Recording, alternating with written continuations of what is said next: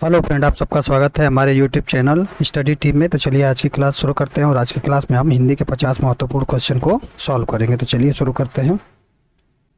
पहला क्वेश्चन है कि वह पब्लिक के हाथों मारा गया। वह पब्लिक के हाथों मारा गया, इसमें कौन सा कारक है? तो ऑप्शन ए कारण, ऑप्शन बी है कर्म, ऑप्शन सी है संप्रदान और ऑप्शन डी है अधिकरण। ठीक है, तो हमको बताना है कि इसमें कौन सा कारक है। तो इसमें क्या क्या दिया है कि पब्लिक के हाथों। ठीक है, पब्लिक के हाथों मारने का काम किसके द्वारा हो रहा है? तो पब्लिक के द्वारा हो रहा है। ठीक है, पब्लिक के हाथों के द्वारा, तो के द्वारा। तो इसमें क्या है कि करण में क्या आता है? तो करण में आता है हमारा, करण में से और के द्वारा, के द्वारा। ठीक है, तो इसमें क्या है कि पब्लिक के हाथों के द्वारा मारा जा रहा है। तो इसमें कौन सा कारक होगा? इसमें करण कारक होगा। कर्म कारक का विभक्ति चिन्ह क्या होता है? तो को होता है। संप्रदान का क्या होता है? तो संप्रदान का के लिए और को होता है। ठीक है, के लिए या को होता है। अधिकरण, अधिकरण में होता है में पर। पहला क्वेश्चन है, दोहरा लाभ के अर्थ के लिए सही लोकोक्ति है। पहला है आम के आम पसलियों के दाम, दूसरा है आम के आम गुठलियों के दाम, तीसरा है आम के आम पत्तियों के दाम और चौथा है आम के आम कुशलियों के दाम। तो दोहरा लाभ के अर्थ के लिए सही लोकोक्ति क्या होगा? तो ये होगा ऑप्शन नंबर 2, आम के आम गुठलियों के दाम। ठीक है, आगे देखते हैं हम। आगे है एक का एक में संधि है। एक का एक में संधि है, हमको बताना है कि कौन सी संधि है। तो ऑप्शन ए है, ऑप्शन पहला है अयादि स्वर संधि, ऑप्शन दूसरा है वृद्धि स्वर संधि, ऑप्शन तीसरा है व्यंजन संधि और ऑप्शन चौथा है विसर्ग संधि। तो कौन सा ऑप्शन सही होगा? तो इसमें कौन सी संधि है? तो इसमें वृद्धि स्वर संधि है। ठीक है, ऑप्शन नंबर 2 हमारा सही होगा। इसका संधि विच्छेद करेंगे तो क्या होगा? 1 + 1। ठीक है, ये क्या है? इसका संधि विच्छेद होगा, तो ये होगा वृद्धि संधि। ऑप्शन नंबर 2 सही होगा। ठीक है, चलिए अगला देखते हैं। निम्नलिखित विकल्पों में से कर्जदार शब्द के विपरीत अर्थ वाला विकल्प चुनिए। ठीक है, कर्जदार का हमको विपरीत अर्थ वाला विकल्प चुनना है। तो ऑप्शन पहला है रिश्वतखोर, ऑप्शन दूसरा है नीच, ऑप्शन तीसरा है धूर्त और ऑप्शन चौथा है महाजन। तो कौन सा ऑप्शन सही होगा इसमें? कर्जदार का विपरीत क्या होगा? तो कर्जदार का विपरीत होगा महाजन। ऑप्शन नंबर 4 सही होगा। चलिए अगला देखते हैं। दूध रोटी पद में समास है। ठीक है, हमको बताना है कि दूध रोटी पद में कौन सा समास है। तो पहला है व्ययी भाव, दूसरा है द्विगु, तीसरा है कर्मधारय और चौथा है द्वंद्व। तो कौन सा ऑप्शन सही होगा? तो दूध रोटी का अगर समास विग्रह करेंगे तो क्या होगा? दूध और रोटी होगा, और रोटी होगा। ठीक है, तो इसमें कौन सा समास होगा? तो इसमें द्वंद्व समास होगा। ऑप्शन नंबर 4 सही है। ठीक है, चलिए अगला देखते हैं। अगला है निम्नलिखित में शुद्ध शब्द है। ठीक है, हमको बताना है कि इसमें शुद्ध शब्द कौन सा है। तो ऑप्शन पहला है विराट, ऑप्शन दूसरा है पिचास, ऑप्शन तीसरा है भया और चौथा है भस्म। तो कौन सा ऑप्शन सही होगा इसमें? तो इसमें होगा भस्म। ऑप्शन नंबर 4 सही होगा। ठीक है, ये विराट नहीं होता है, ये विराट होता है। ठीक है, और ये पिचास नहीं होता है, पिशाच होता है। इसका शुद्ध रूप क्या होगा? पिशाच होगा। ठीक है, और ये भया नहीं, ये भया होता है। ठीक है, चलिए अगला देखते हैं। अगला है निम्नलिखित में से प्राची के विलोमार्थी शब्द का चयन करें। ठीक है, हमको बताना है कि प्राची का विलोमार्थी शब्द क्या होगा। तो ऑप्शन ए है दक्षिण, ऑप्शन पहला है दक्षिण, ऑप्शन दूसरा है अंतिम, ऑप्शन तीसरा है कृत्रिम और चौथा है पश्चिम। तो प्राची शब्द का विलोमार्थी क्या होगा? तो प्राची शब्द का विलोमार्थी होगा पश्चिम। ठीक है, ऑप्शन नंबर 4 सही होगा। चलिए अगला देखते हैं हम। अगला है जहाँ उपमेय और उपमान वाक्यों के अर्थ में भिन्नता होते हुए भी उनमें समानता की कल्पना की जाती है वहाँ कौन सा अलंकार होता है। ठीक है, तो हमको बताना है कि जहाँ उपमेय और उपमान वाक्य के अर्थ में भिन्नता होते हुए भी उसमें समानता की कल्पना की जाती है वहाँ कौन सा अलंकार होता है। तो ऑप्शन है दृष्टांत, ऑप्शन सेकेंड है निर्दर्शना, ऑप्शन थर्ड है प्रतिवस्तुपना और चौथा है अर्थांत रन्यास। तो कौन सा ऑप्शन सही होगा इसमें?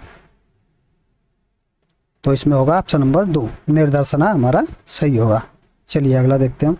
इनमें से कागज शब्द का बहुवचन क्या होगा? ठीक है, कागज शब्द का हमको बहुवचन बताना है कि क्या होगा। तो ऑप्शन पहला है कागजों, ऑप्शन दूसरा है कागज, ऑप्शन तीसरा है कागजात और चौथा है कागजें। तो कौन सा ऑप्शन सही होगा? कागज का बहुवचन क्या होता है? तो कागज का बहुवचन होगा कागजात। ऑप्शन नंबर 3 सही होगा। अगला क्वेश्चन है घूंघट शब्द के उचित पर्यायवाची का चयन करें। ठीक है, घूंघट का हमको पर्यायवाची बताना है। तो ऑप्शन ए है गुंठन, ऑप्शन सेकंड है अब्र, ऑप्शन थर्ड है अलल और ऑप्शन फोर्थ है किंकिज। तो घूंघट शब्द का उचित पर्यायवाची क्या होगा? तो ये होगा अगुंठन। ऑप्शन नंबर पहला सही होगा। चलिए अगला देखते हैं। अगला है कि इन प्रश्नों में दिए गए विकल्पों में से सबसे उपयुक्त विकल्प चुनकर प्रत्येक वाक्य में रिक्त स्थान की पूर्ति करें। विधि का यही डैश डैश है कि जो जन्मा है उसकी मृत्यु अवश्य होगी। ठीक है, यहाँ पे हमको भरना है कि कौन सा उचित वाक्य भरा जाएगा, विकल्प होगा। तो पहला है प्रावधान, दूसरा है विधान, तीसरा है उपदान और चौथा है आदान। तो कौन सा ऑप्शन यहाँ भरा जाएगा? तो ये होगा कि विधि का यही विधान है कि जो जन्मा है उसकी मृत्यु अवश्य होगी। तो कौन सा ऑप्शन? ऑप्शन नंबर 2 हमारा सही होगा। अगला देखते हैं। अगला है जो पहले कभी ना हुआ हो के लिए एक शब्द निम्नलिखित में से कौन सा है? जो पहले कभी ना हुआ हो के लिए हमको एक शब्द बताना है। तो ऑप्शन है पहला है अभूतपूर्व, दूसरा है अभूतपर्व, तीसरा है अभूतपूर्व और चौथा है अपूर्व। तो कौन सा ऑप्शन सही होगा? जो पहले कभी ना हुआ हो उसको उसके लिए एक शब्द क्या होगा? तो वो होगा अभूतपूर्व। पहला ऑप्शन सही होगा। ठीक है, चलिए आगे देखते हैं हम। जबरदस्ती का मेहमान अर्थ के लिए सही लोकोक्ति है। जबरदस्ती का मेहमान अर्थ के लिए सही हमको लोकोक्ति बताना है। तो ऑप्शन पहला है ऊंची दुकान फीका पकवान, ऑप्शन दूसरा है अधजल गगरी छलकत जाए, ऑप्शन तीसरा है आँख के अंधे नाग के नैन सुख और चौथा है मान न मान मैं तेरा मेहमान।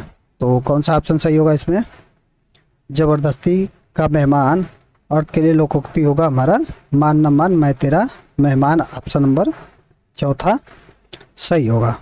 अगला देखते हैं हम।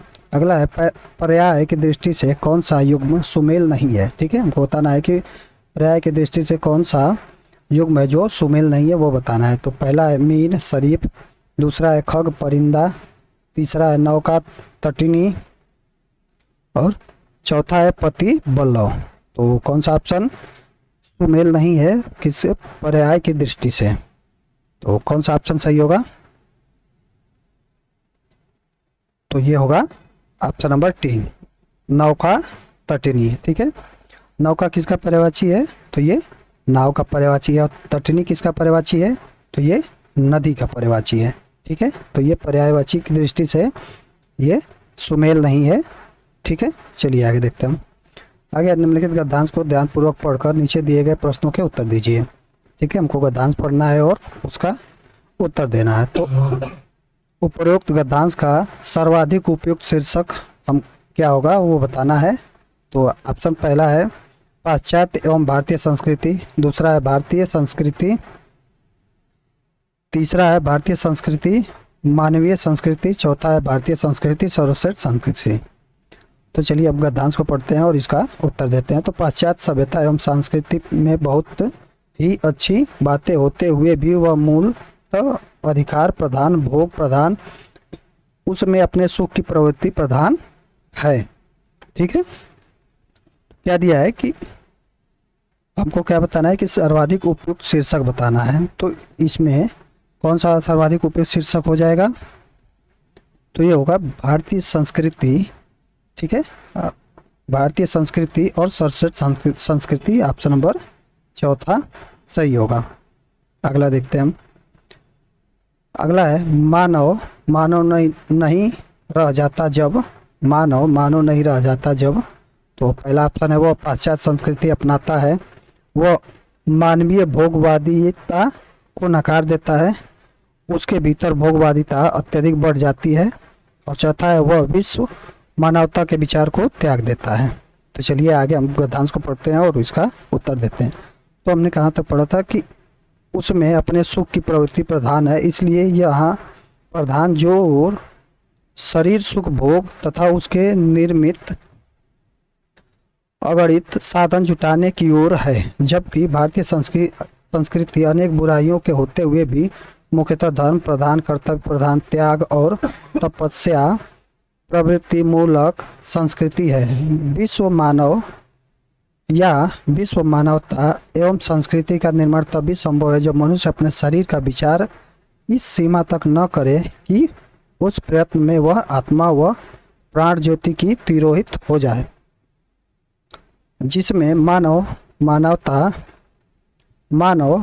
है। स्पष्ट भारतीय संस्कृति में अहिंसा जीवन निर्माण की दूसरों के लिए जीने की संभावना अधिक होने से गांधी जी की श्रद्धा थी कि भारतीय संस्कृति ही हमारे जीवन का दीप है और वही विश्व संस्कृति या विश्व मानवता का आधारशिला बन सकती है। तो मानव जब मानव नहीं रह जाता है तो क्या होगा यहाँ पे, तो ये होगा हमारा कि मानव नहीं रह जाता जब उसके भीतर भोगवादिता अत्यधिक बढ़ जाती है। ठीक है, ऑप्शन नंबर 3 सही होगा। अगला है इनमें से कौन सा कथन सत्य है। ठीक है, हमको बताना है कि इसमें से कौन सा कथन सत्य है। तो आप पहला है पाश्चात्य संस्कृति पूर्णतः निवृत्त मूलक है, दूसरा है पाश्चात्य एवं भारतीय संस्कृति के गुण दोष विद्यमान है, भारतीय संस्कृति में गुण दोष विद्यमान है, तीसरा है पाश्चात्य संस्कृति प्रवृत्ति एवं निवृत्ति मूलक का मिश्रण है, भारतीय संस्कृति स्वार्थ एवं परार्थ भाव का मिश्रण है। तो इसमें सत्य कथन हमको बताना है, तो कौन सा ऑप्शन सही होगा, तो पाश्चात्य एवं भारतीय संस्कृति में, ठीक है, पाश्चात्य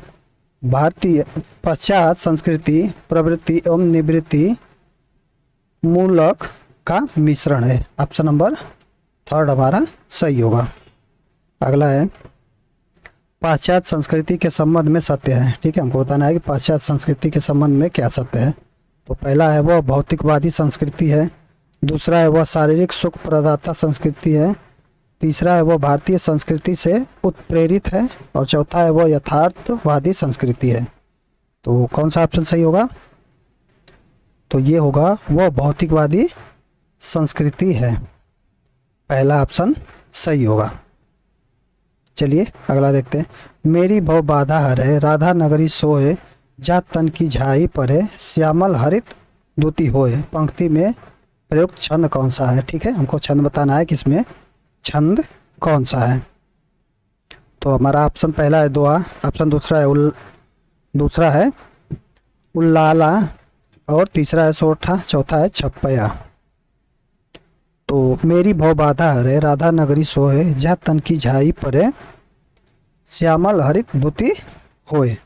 ठीक है, तो इसमें क्या होगा, तो इसमें ये कौन सा है, तो ये दोहा है, ऑप्शन नंबर पहला सही होगा।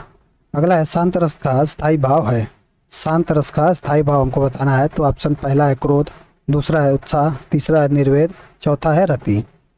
तो शांत रस का स्थायी भाव क्या होगा, तो इसका होगा निर्वेद, ऑप्शन नंबर 3 सही होगा।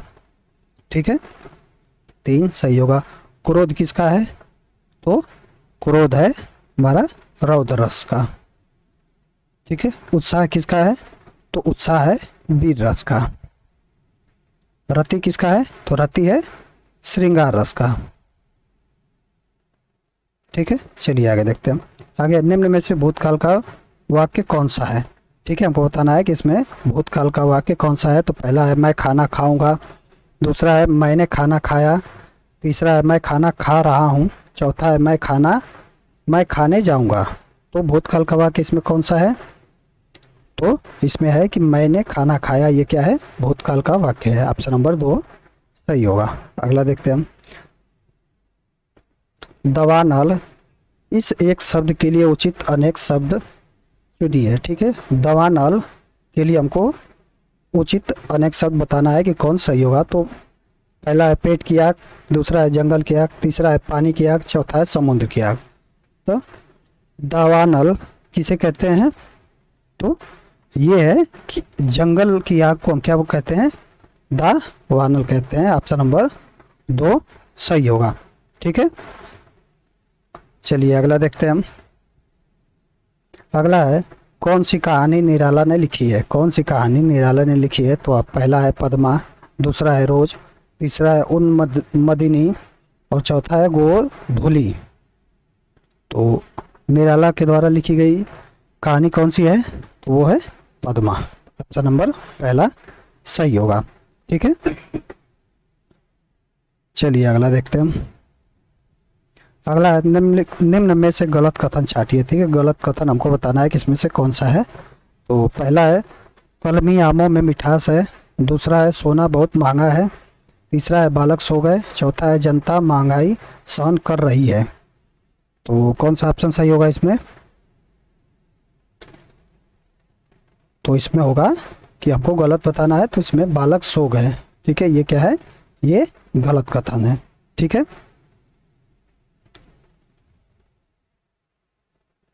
चलिए अगला देखते हैं हम। अगला है निम्न में से शुद्ध वाक्य कौन सा है? ठीक है, शुद्ध वाक्य बताना है कि कौन सा है। तो पहला है यह वही लड़का है जिसको पुलिस ने पकड़ा था, दूसरा है यह वही लड़का है जिसको पुलिस ने पकड़ा था, तीसरा है जिसको पुलिस ने पकड़ा था यह वही लड़का है, चौथा है इसको पुलिस ने पकड़ा था यह वही लड़का है। तो कौन सा इसमें शुद्ध वाक्य है? तो ये है ऑप्शन नंबर पहला, यह वही लड़का है जिसको पुलिस ने पकड़ा था। पहला हमारा सही होगा। अगला देखते हैं हम। अगला है अनुमान का विशेषण होगा। अनुमान का विशेषण बताना है कि अनुमान का विशेषण क्या होगा। तो ऑप्शन पहला है अनुमानित, दूसरा है उपमान, तीसरा है हमारा अनुमानक और चौथा है अनमित। तो कौन सा ऑप्शन सही होगा? अनुमान का विशेषण क्या होगा? तो अनुमान का विशेषण होगा अनुमानित। पहला ऑप्शन सही होगा। अगला देखते हैं हम। अगला है विशेषणों में तुलना के आधार पर कितनी अवस्थाएं होती हैं? विशेषणों में तुलना के आधार पर कितनी अवस्थाएं होती हैं? तो पहला है 3, दूसरा है 4, तीसरा है 5, चौथा है 2। तो कौन सा ऑप्शन सही होगा? तो ये होगा ऑप्शन नंबर ए, 3। विशेषणों में तुलना के आधार पर कितनी अवस्थाएं होती हैं? तो 3 अवस्थाएं होती हैं। अगला है चिड़िया आकाश में उड़ रही है। वाक्य में उड़ रही है क्रिया है। ठीक है, हमको बताना है कि चिड़िया आकाश में उड़ रही है, इसमें वाक्य में उड़ रही है में कौन सी क्रिया है? तो पहला ऑप्शन है प्रेरणार्थक क्रिया, दूसरा है अपूर्णकालिक क्रिया, तीसरा है सकर्मक क्रिया और चौथा है कर्मक क्रिया। तो उड़ रही है में कौन सी क्रिया होगी? तो इसमें होगी अकर्मक क्रिया। ऑप्शन नंबर चौथा सही होगा। अगला देखते हैं हम। अगला निम्न में से अव्यय है। ठीक है, हमको अव्यय बताना है कि अव्यय कौन सा है। तो ऑप्शन ए वर्तमान, ऑप्शन ए पहला है वर्तमान, दूसरा है नया, तीसरा है तथा और चौथा है सुंदर। तो कौन सा ऑप्शन सही होगा? तो इसमें अव्यय है तथा। ऑप्शन नंबर तीसरा सही होगा। अगला देखते हैं हम।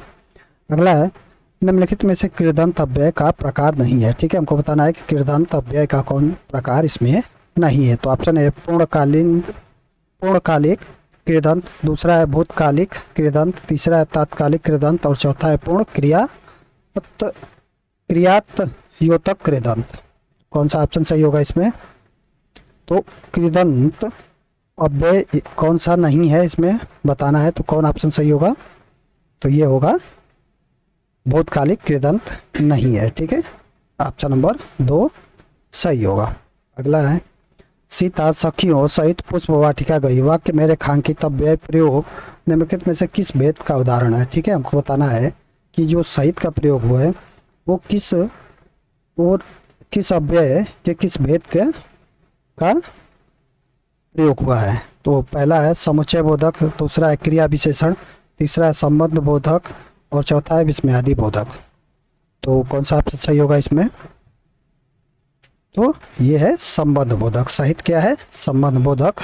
ऑप्शन नंबर 3 सही होगा। अगला देखते हैं हम। अगला निम्न में अव्यय है, ठीक है। निम्न में अव्यय बताना है कि इसमें अव्यय कौन सा है। तो पहला है भारत, दूसरा है श्याम, तीसरा है आ, चौथा है दक्षिण। तो इसमें अव्यय कौन सा होगा? तो इसमें आ क्या है? ये अव्यय है। ऑप्शन नंबर 3 सही होगा। अगला देखते हैं हम। अमृत का पर्यायवाची है, ठीक है। अमृत का पर्यायवाची बताना है कि अमृत का पर्यायवाची क्या होगा। तो पहला है पीयूष, दूसरा है वसन, तीसरा है पावक, चौथा है निकेतन। तो अमृत का पर्यायवाची क्या होगा? तो अमृत का पर्यायवाची होगा पीयूष। ऑप्शन नंबर 1 सही होगा। अगला देखते हैं।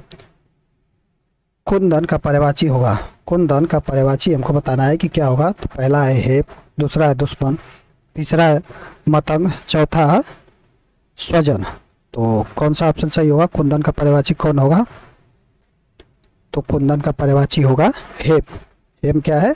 कुंदन का पर्यायवाची है। अगला देखते हैं हम। आवृत का विलोम है। आवृत का विलोम हमको बताना है कि क्या होगा। तो पहला है अनादत्त, दूसरा है आवरण, तीसरा है अनावृत, चौथा है अनासक्त। तो आवृत का विलोम क्या होगा? तो आवृत का विलोम होगा अनावृत। ऑप्शन नंबर 3 सही होगा। अगला देखते हैं हम। अगला है प्रसारण का विलोम शब्द है। प्रसारण का विलोम शब्द क्या है? तो पहला है प्रतिपादन, दूसरा है आरक्षण, तीसरा है आकुंचन, चौथा है संदर्शन। तो प्रसारण का विलोम क्या होगा? तो प्रसारण का विलोम होगा आकुंचन। ऑप्शन नंबर 3 सही होगा, ठीक है। चलिए अगला देखते हैं हम। अगला है शुद्ध शब्द को स्त्रीवाचक बनाने के लिए कौन सा प्रत्यय जुड़ेगा, ठीक है। शुद्ध शब्द को स्त्रीवाचक बनाने के लिए कौन सा प्रत्यय जुड़ेगा। तो ऑप्शन ए है, पहला है इक, दूसरा है आ, तीसरा है ओ और चौथा है इया। तो कौन सा ऑप्शन सही होगा? तो इसमें कौन सा प्रत्यय जुड़ेगा? तो इसमें आ प्रत्यय जुड़ेगा। ऑप्शन नंबर 2 सही होगा, ठीक है। चलिए अगला देखते हैं हम। अगला है अथक अकथ शब्द युग्म का सही अर्थ है। अथक अकथ शब्द युग्म का सही अर्थ बताना है। तो पहला है बिना थके हुए जो कहा न जाए, दूसरा है थका हुआ कहने योग्य, तीसरा है कथनीय दयनीय, चौथा है थकावट अकथन। तो अथक और अकथ शब्द युग्म का सही अर्थ क्या होगा? तो ये होगा बिना थके हुए और जो कहा ना जाए। ऑप्शन नंबर 1 सही है। अगला देखते हैं हम। अगला है अंश। अंश शब्द युग्म का सही अर्थ है, ठीक है। अंश और अंश शब्द युग्म का सही अर्थ बताना है। तो पहला है हिस्सा कद्दा, दूसरा है चालक आवश्यक, तीसरा है कंधा हिस्सा और चौथा है झोपड़ी चालाक। तो कौन सा ऑप्शन सही होगा? तो ये होगा ऑप्शन नंबर 3 कंधा हिस्सा, ठीक है। क्या है? कंधा हिस्सा हमारा सही होगा, ऑप्शन नंबर 3। अगला देखते हैं हम। शुद्ध वर्तनीय शब्द है, ठीक है। शुद्ध वर्तनीय शब्द बताना है कि कौन इसमें शुद्ध वर्तनीय रूप से शुद्ध लिखा गया है। तो धोबिन कैसे लिखा जाता है? हम देखते हैं कि धोबिन